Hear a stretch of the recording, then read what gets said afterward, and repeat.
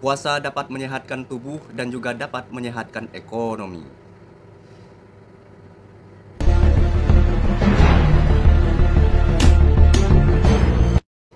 Assalamualaikum warahmatullahi wabarakatuh.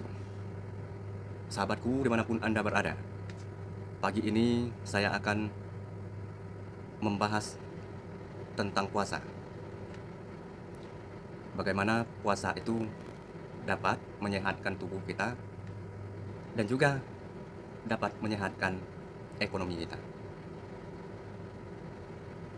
Sahabatku dimanapun Anda berada, sesungguhnya kita berpuasa itu, kalau sebenar-benarnya berpuasa, dipastikan secara kesehatan kita akan terjaga. Oleh karena itu, kita bahaskan satu persatu dari dua manfaat puasa itu. Salah duanya yaitu dapat menyehatkan tubuh kita. Bagaimana berpuasa dapat menyehatkan tubuh kita? Nah, seperti kita ketahui, kita selama bertahun-tahun makan apa saja yang kita makan dan tidak memperdulikan akibat dari kesehatan kita. Yang penting selagi kita mau makan. Nah, kesempatan dalam bulan puasa ini 1 bulan penuh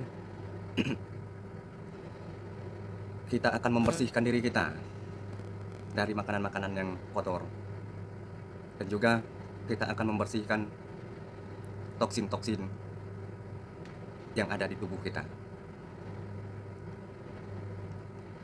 Kenapa terkadang kita melihat orang badan gemuk seperti sehat tapi ada penyakit?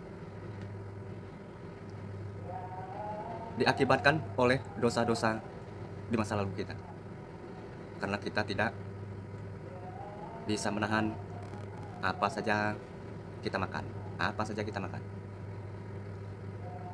apa saja hal yang Tuhan tahu. Dan pada akhirnya seluruh makanan itu akan membawa toksin dan akan bertumpuk di dalam darah kita. Di dalam kesempatan di bulan puasa ini, kita ditahan untuk tidak makan makanan yang mengandung toksin yang akan membahayakan tubuh kita.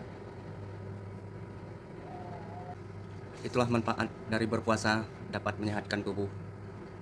Dan tubuh kita itu seperti motor dan mobil, setiap tahunnya akan diganti oli, dibersihkan, membersihkan dari dosa-dosa kita di masa lalu, dan membersihkan toksin-toksin yang ada di dalam tubuh kita, supaya gejala penyakit itu hilang. Nah, dan manfaat yang kedua yaitu dapat menyehatkan ekonomi. Bagaimana bisa menyehatkan ekonomi? Seandainya kita itu benar-benar patuh berpuasa dan tidak mudah tergoda, dipastikan belanja kita tidak akan bertambah. Tapi kita lihat faktanya justru belanja kita bertambah di bulan puasa ini. Apa saja kita beli, dan pada akhirnya meja pun penuh. Katanya berpuasa, tapi kita tidak bisa menahan nafsu. Pas di tengah hari, apapun yang lewat kita beli. Semuanya kepingin, semuanya pengen dimakan. Dan pada akhirnya meja penuh, dan ternyata sampai pada waktunya kita berbuka, yang kita makan hanya sedikit. Semuanya hanya nafsu. Yang kita beli bermacam-macam itu kadang tidak sempat kita mencicipi.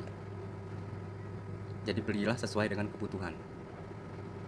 Jangan kita itu berpuasa itu seolah-olah pas di tengah hari itu sangat berdendam sekali.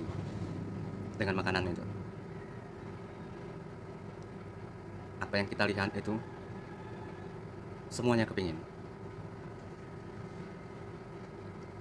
Dan kadang-kadang bermungkin di antara kita berpikir makan itu bisa dikodok. Seolah-olah seakan-akan seperti orang sholat saja. Kalau sholat itu di tengah hari zuhur tadi kelewatan, maka maghrib nanti kita dikodokkan, menggantikan sholat zuhur tadi. Kadang-kadang orang itu berpikir makan itu seperti itu. Makan tengah hari, satu piring itu, nah nanti sore, nah kita siapkan 2 piring. Dimakan sekali. Padahal kan tidak. Walaupun tengah hari kita tidak makan, yang kita kelewatan 1 piring itu, nanti sore yang kita makan bukan 2 piring, tetap seperti kita makan biasa itu. Tidak akan bertambah. Bahkan banyak faktanya justru malah sedikit makan. Kalau kita mengenal puasa yang sebenarnya, yang seperti dicontohkan oleh Nabi itu berbukanya secangkir minum air putih dan sebutir kurma. Setelah itu dia sholat tarawih. Nah, kita tidak usah mengikuti yang seperti itu. Nah, kadangkala kita itu kan justru menumpuk-numpukkan makanannya. Jadi kalau kita sebenarnya berpuasa itu, dipastikan belanja itu berkurang. Ini kadang aneh. Orang berpuasa yang sebenarnya berpuasa, tubuh bisa, berat badan berkurang, akhirnya ada yang berat badannya nambah. Dan juga seharusnya kita itu mengurangi belanja, ada juga yang malahan double belanjanya. Jadi bagaimana itu bisa terjadi? Karena katanya kita berpuasa tapi tidak bisa menahan nafsu.